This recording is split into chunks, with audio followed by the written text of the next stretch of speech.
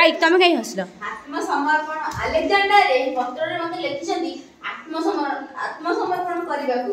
से जानती नहीं एही महान भारत भूमि होची वेद उपनिषदर देश ए देश रामायण और महाभारतर देश अलेक्जेंडर अतिथि भाव आसीथिले मु ताको सम्मानर सहित पाछडी आनी थांती किंतु से आसीछंती जने आक्रमणकारी भाबरे राज्य विस्तार करिवार अभिलाष नै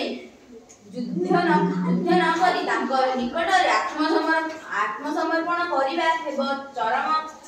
वीरता ओ आत्मनिष्ठता फेरी जाओ तो कहि दियो तुमर सम्राट को गुरु राजा एही महान देशर सम्मान को जने विदेशी आक्रमणकारी सादतले लुटाई देबाक चाहे नाही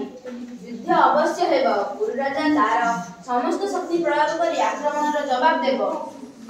दूतक थोड़े चिंता करंतु गुरु राजा महावीर अलेक्जेंडर शक्तिशाली सैन्य बाहिनी आगे आपण ठिया भी पारिबे नाही बरं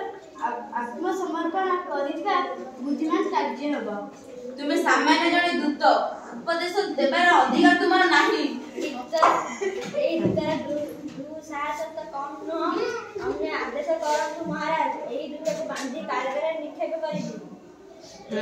ना सेनापति दूत केवल जने प्रतिनिधि तांको बंदी करबा हमर देशर परंपरा विरोधी तांकर बाचारता को बरं क्षमा करि दियो जाओ युद्ध में प्रस्तुत हो जाओ मुझे पे फेरी जाऊ तू फेरी जीवो फेरी जीवा को हेबो तुम सम्राट को जाई कहि दियो एभली अपमानजनक प्रस्ताव आम पक्षे कदापि ग्रहणीय नुहे आमे युद्ध में प्रस्तुत आ तू कौन पलैलु तते कही ना तू कौन कही देकी पलै गलु कौन तते राजा जेमती कहला अनुमति देबे तबे दूत फेरिबो नमस्कार हेकी जीवु